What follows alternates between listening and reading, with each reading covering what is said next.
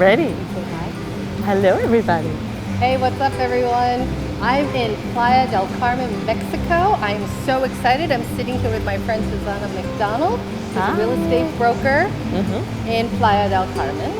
Today, we're going to talk about why you might want to move abroad, and if you do move abroad, why you might want to move to the Riviera Maya in Mexico.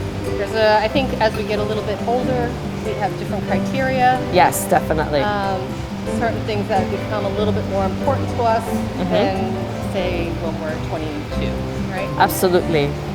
So actually, Susana's originally from Colombia. Yes, that's right. And then moved to the States for 25 years. Just about, yes. Yeah. Now I'm dating myself. And then now lives in Playa del Carmen, Mexico. So she knows a thing or two about living abroad. Moving around and starting from what the hell am I doing? Yes. But we love that. So why don't we just start off with why the moves? Why did you actually move here to Mexico? Well, I was in the States for a while. I lived in different places. I lived in Texas for a while, I lived in Colorado, and then finally South Florida. Started coming to this area probably about 14, 15 years ago and fell in love with it. And every time that I would come, I would see change, I would see it growing, and every time I just loved it more. So then the opportunity came after buying some land for investment in the Tulum area several years ago. I became really good friends with the owner of that company, and the opportunity came to, hey, why don't you try the real estate thing? And it was just a good time in life. It was an opportunity to take the children out of the States and show them what it was like to live abroad. They could always choose to go back to the States, so we ended up here. That's so awesome. And that was how long ago? I can't believe it. It's just flown by, just about like 8 years. Wow. Yeah, Wow. almost. So, for those of you who may not know where Playa del Carmen is, it is about 45 minutes out of Cancun. That's right. Yeah, it's about 45 minutes south of Cancun. And then the Riviera Maya is what region? So the Riviera Maya starts in Puerto Morelos, and then it's Playa del Carmen, Puerto Aventuras, and Tulum. That's what is known as the Riviera Maya. And what would you say it's famous for? So Playa del Carmen, for example, is very famous for its Fifth Avenue. So it's just a pedestrian area where you have like lots of restaurants, lots of shops, and it's very cute. And it's like 50, 60 blocks. So it's a considerable amount. It's just kept growing over the years, and people love it because you can get to be outside and hang out and know that you're not going to get run over by a car. It's very charming. It has like these brick, cobblestone. And it goes on literally forever. Yeah. I would say Fifth Avenue has become pretty touristy though too, right? There is a lot of very tourist traps, I would guess. Yes, yeah. I don't know if certain areas are better than others or more residential. As you go north towards Cancun on Fifth Avenue, you start getting more residential, and it's the like newer area of Fifth Avenue. So the restaurants are more catered to locals, and it's the same thing with like the shops. So the south part of Fifth Avenue, is very touristy, but as you go north, it's less. So let's get down to it. Yes. So in terms of criteria, so I have a list. Okay. It was supposed to be 10, it's 11. Okay. Well. So if someone's thinking about moving down here to the Riviera Maya, talk to me about affordability. Okay. So compared to the U.S. Compared to the U.S. Okay. If you're thinking, let's start with like purchasing something. If you are looking to purchase something, that's going to be obviously your biggest expense. But once you once you own your own condominium or your own house, whatever it is that you want to buy, the cost of living here is way less than it is in the United States. Doctors will come to your home if you want them to. There is doctors that will come to. They still do house calls here if that's something you want, or if that's something that you need that you just can't get out and leave. That's awesome. Yeah. Have that. I mean, they do it sporadically in the States. I don't know anybody who's done it. I've heard people do it, but no, it's like pretty unheard of. Yeah, no, like for example, I live in Puerto Venturas, and the doctor will come to your place. They will check you, and then if you need medicine, like sometimes they have it on them, so there's gonna be an extra cost to that. But for them to come and do the treatment and including medicine, like there is this woman, and I mean she's a physician, and about for a normal visit, like 750 pesos, which comes to around like $35. What? I know. What? Yeah. Mm-hmm. It's crazy. It's crazy just to. And I know it's also really, I mean, for better or for worse, it's a lot of prescription drugs are now over the counter here, so it's a lot more accessible. Yes. And they're a lot cheaper than they are in the States. Absolutely. No, much cheaper. One thing that you're always going to need prescription for is antibiotics. Like that's very regulated, like the antibiotics for sure. And there are other things obviously that in the States you might need a prescription for that here you don't. But the price, affordability of medicine is, I mean, a fraction of what it is in the States. So what would you say, like entertainment, going to the movies or groceries and that sort of thing? All right. So, for example, the movies, when we go, like the four of us, my husband and my kids, when the four of us go to the movies, we spend on tickets around 200 pesos. What? Exactly. No. Yeah. No, yeah. Okay, that's exactly. like $8. Yeah. Before. Yeah. So it's like $18 for one ticket in the States. Yeah, exactly. No, here it's like the first time we were like, what? Because when we lived in South Florida, it was okay. It's been a while now, but yeah, it was about like $10 per person. So here, no, like it's yeah, like $8 to $10 for all four of us, and then you buy popcorn and candy, and that's probably another $8. So it's inexpensive to come, and they have special passes that you can buy, like a package that it makes it even less. So that's something that is good. And what about, say, your weekly groceries? At home, Jamie's a chef.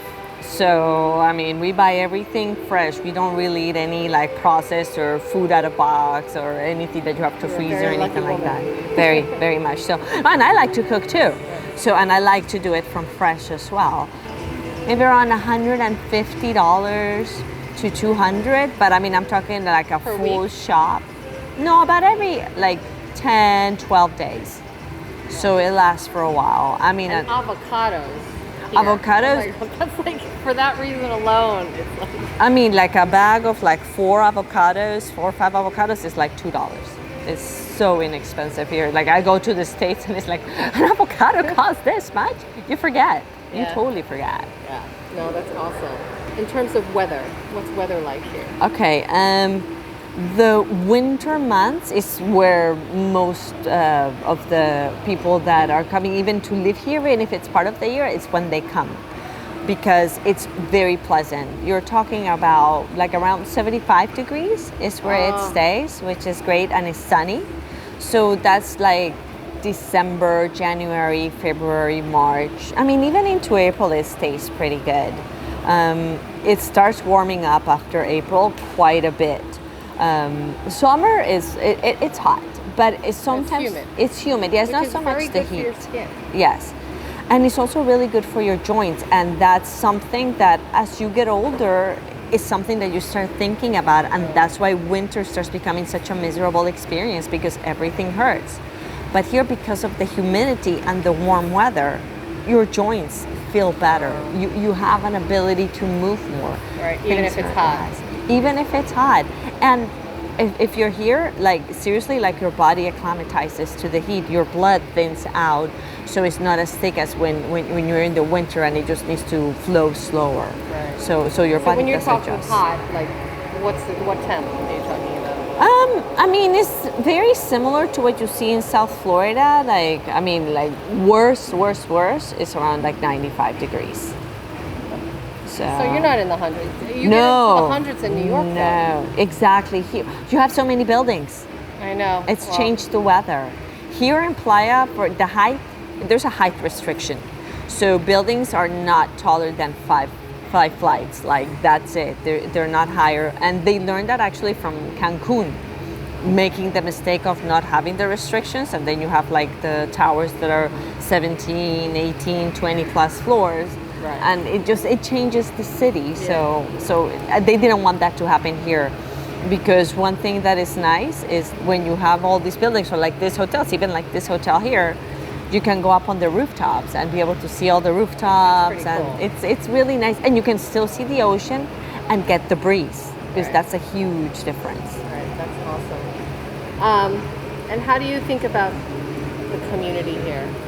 Whether it's an expat community or, you know, locals, do they welcome expats, or expats really kind of, you know, to themselves? No, the people here are very welcome, and it's obviously been a process, because there's so many people that have moved here, and that There's a very large expat community here. massive.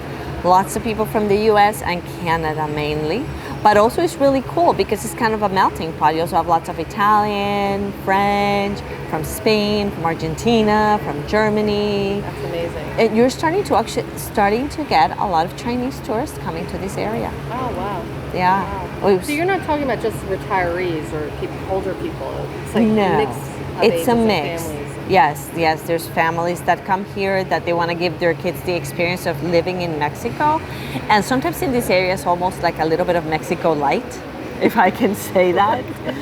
Well, people here speak English. Like there's a large percentage of locals that speak English, because there's so many foreigners that that's the language that they speak. Which brings me to language. Right. So it is good to know Spanish, but if you're not perfectly fluent, it's not something that is going to affect you drastically, because there's going to be somebody that is going to understand you for sure. And that is very true, because my Espanol is very sad. You do pretty good, though. No, you do No, pretty well. I wish, but it is helpful. Yes. And we talked a little bit about healthcare access. So say you do live here. I mean, this is a concern for people who are a little bit older. You Yes. know, having access to not only like having a doctor be able to come to your house is amazing. But are there clinics here, or how does it actually work? Yes. In terms of insurance and going to the hospital. Where is the nearest hospital? I guess the bigger ones are in Cancun. The biggest hospital is in Cancun. It's called Galenia. But there is one that is coming to Playa del Carmen now. On the north end of Playa, there is a development called Mayacoba.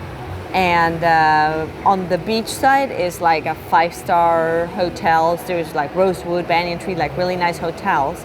But across on the jungle side, on the other side of the freeway, they bought a massive plot, like huge land, and they're building a city. It's called Ciudad Mayacoba. There's residential, but they're literally like building a city, and they're putting a full service huge hospital. They're already building it. It's going to be ready here probably in the next couple of years, so it'll be fully functioning, so you don't have to go all the way to Cancun. And they're also putting in universities and schools. I mean, they're literally building the city, but it's going to be an access for everybody. Wow. It's a and huge so how plus. do you, in terms of level of care, do you find that the level of health care here is good? Like the doctors Yes. will take time, and are Yes. they good? Are Yeah, they- the doctors are very good. And there are things that you might have to maybe go to Merida for if it's maybe something. that is known for its health. Yes, right? Healthcare. yes. And it's, I mean, drive-wise, it's only 3 hours, so it's not bad.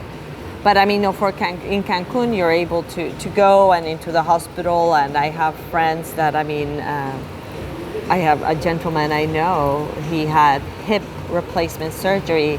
There was one he had in the States, and then he had to have another one here, and he says that he would never go back to do it in the States because just the level of care and how friendly everybody was, and they made him feel like he was a person and not a number, Right. which I know that sometimes it's an issue. Right. So he just a lot had of good times things it's to good. say. Yeah, that's awesome. And you can get insurance here. There's actually even expats that will help provide that service to where you can get it, and it's not crazy expensive. Wow. To get health insurance here. Yes. Wow. And then what about, so in order to stay here, what kind of residency? I mean, people have visas, I'm assuming, or Yes. get permanent residency. Yes, I mean, normally, like when you come to visit and you get like the entry visa, it's a tourist visa that is good for 6 months. Right. So when you, if you're coming here to live full time, owning a property actually makes it even easier and like super fast for you to be able to get your temporary residency. So if you're coming on a, let's say just like for retirement, then you start the process of application in your country, in your state, or in your hometown. And you fill out the application and they give you a consular visa that when you come into Mexico, they take that and process it. You go to the immigration office and then they give you the temporary visa, which is good for 1 year. And then it's easily renewable. For the maximum that they'll renew it for is 3 years. And then after that one, you can apply for your permanent. And then the permanent, like after that, you don't have to do anything. It's good forever.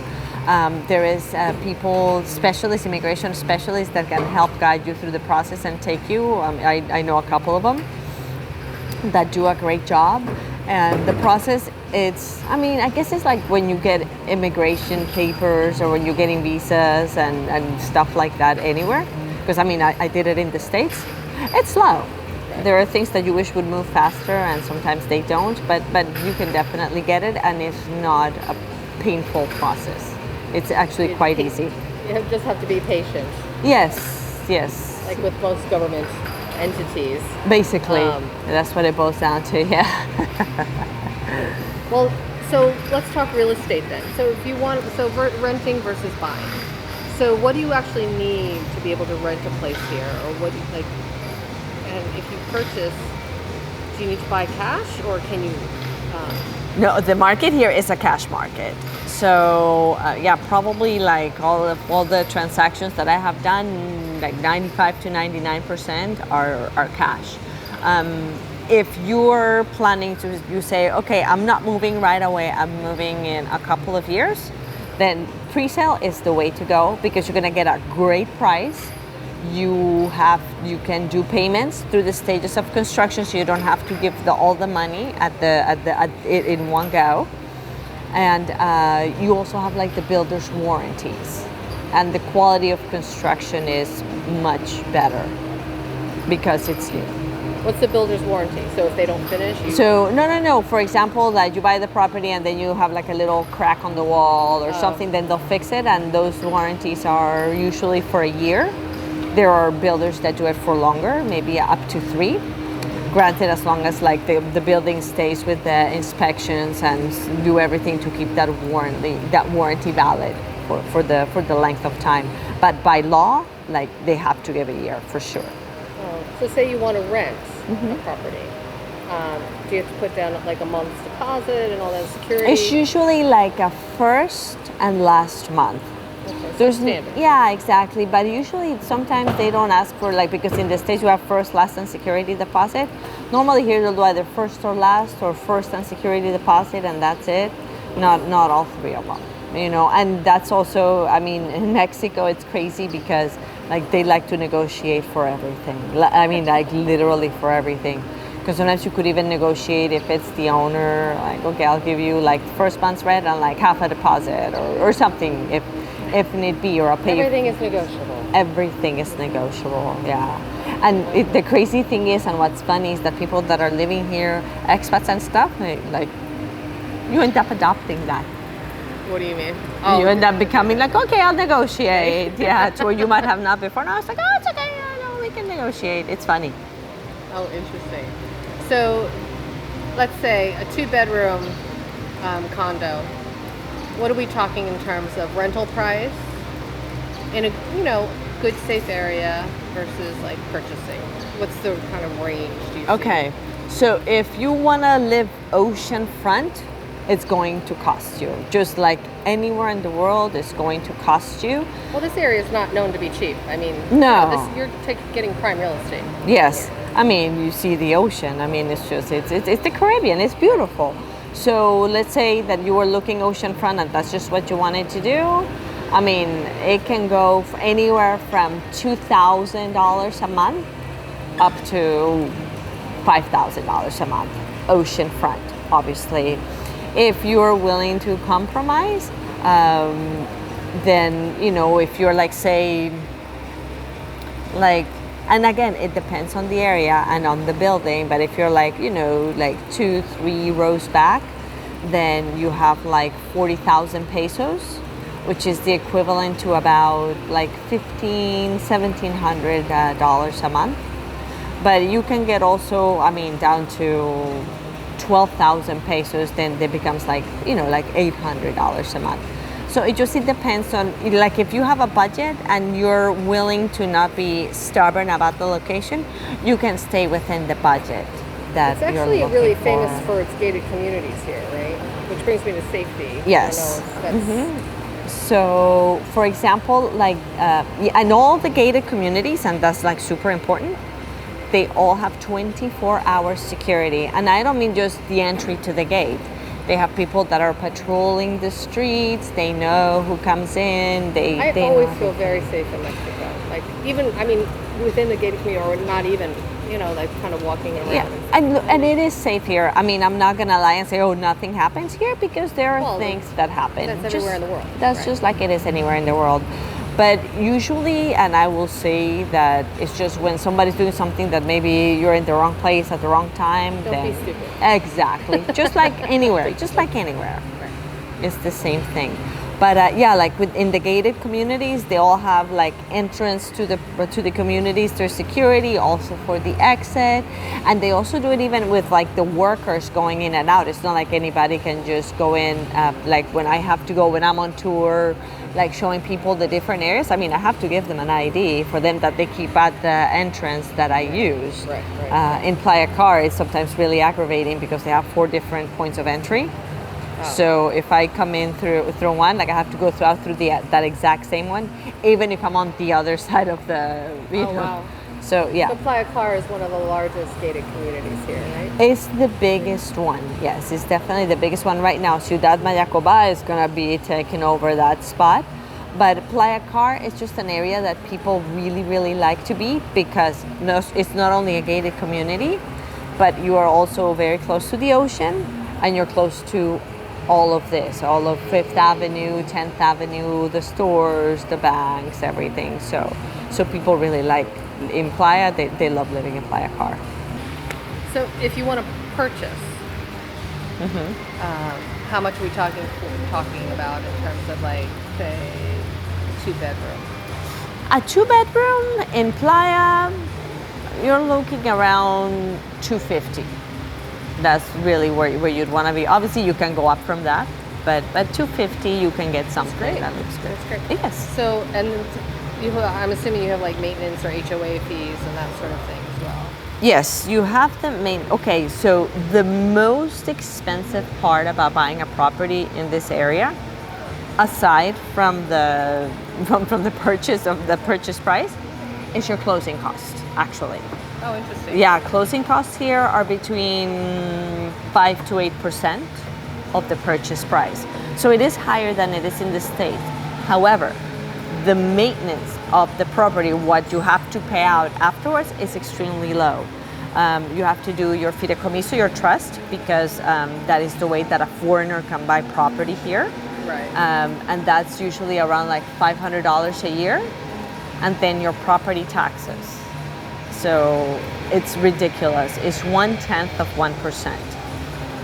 Wait, 1/10? 1/10 of 1%. So on a $250,000 condo, you're paying $250 a year for taxes, which I know is not like that in New York, and it's definitely not like that in Florida, for sure, or Texas. People would think that was a joke. Yeah, no, it's I'm serious. I'm serious. Yeah, they That's have awesome. it. Wow. Yeah. That's crazy. So how do people then get around? Transportation. Okay. So do you need a car? And it's still, they drive on the same side of the road? Yes.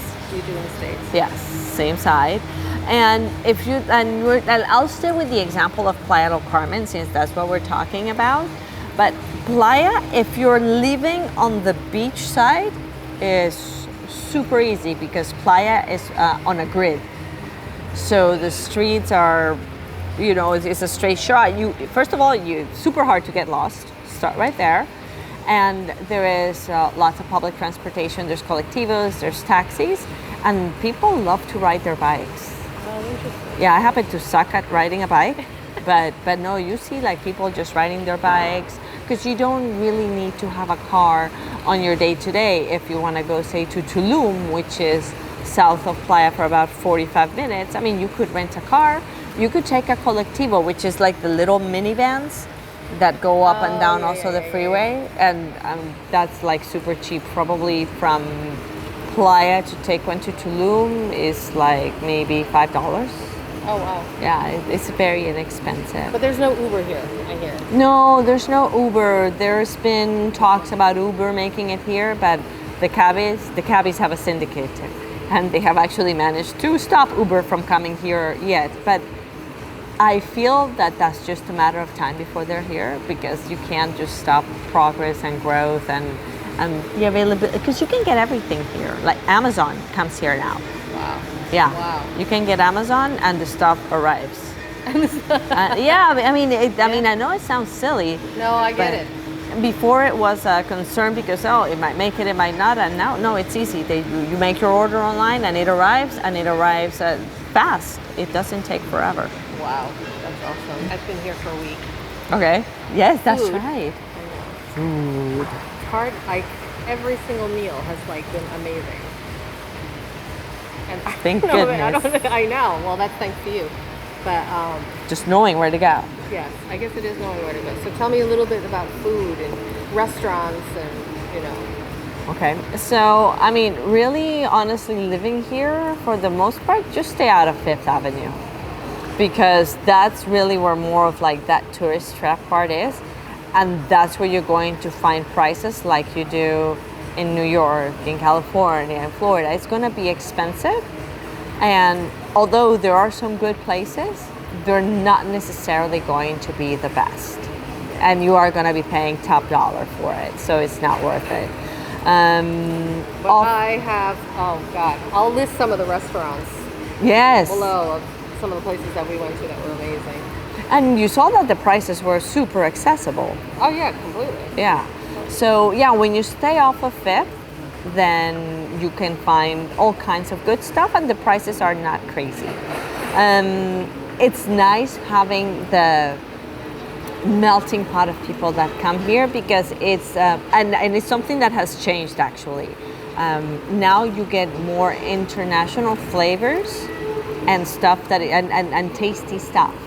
That's awesome. Because you have all the Europeans coming and Italians and Colombian. There's one place I need to try to see because I was very skeptical about the first one, so I had to try a second one.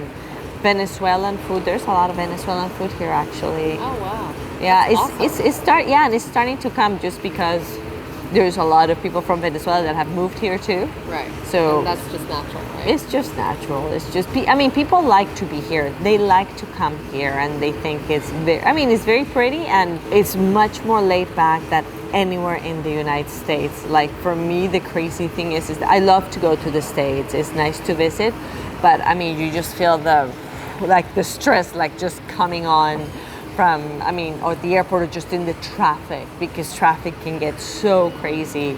Here, traffic is not bad. No, it hasn't been at all. No, I complain that because it's much more than what it was before, but it's not bad at all. So no, you don't have the same kind of traffic jams. This is a small town. It's much smaller. But like in the States, even to go somewhere nearby your house is 20 minutes. Here to go 20 minutes, you can go some distance.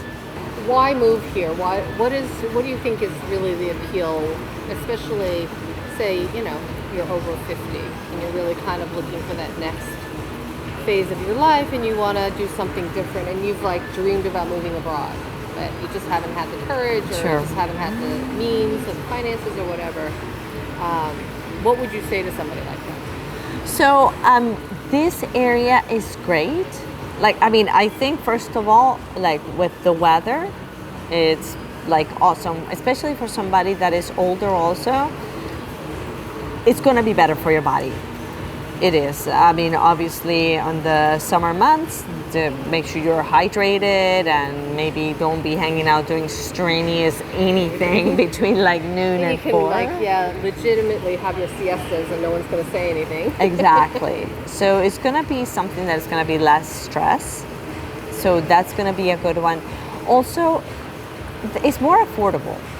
Everything is going to be more affordable than it is in the States. Things move slower, and that's something I've noticed that people get really frustrated with, that people want something to happen like now, like you do in the States. I mean, like now, and it's not going to happen here, and that's something that you need to come and have in your head that it's not going to happen. And it's the same thing if you're doing any kind of like legal paperwork or anything that has to do with, in the States we're very used to, even if nothing is happening, somebody's calling you to tell you, hey, I just wanted to check in and I want you to know that I'm still working on it, but nothing has happened, because it makes you feel all warm and fuzzy inside. Yeah, right. But here, like, it's a cultural thing. It's different. Right. Unless something happens and something changes and there's something that they need to tell you, they're not going to call.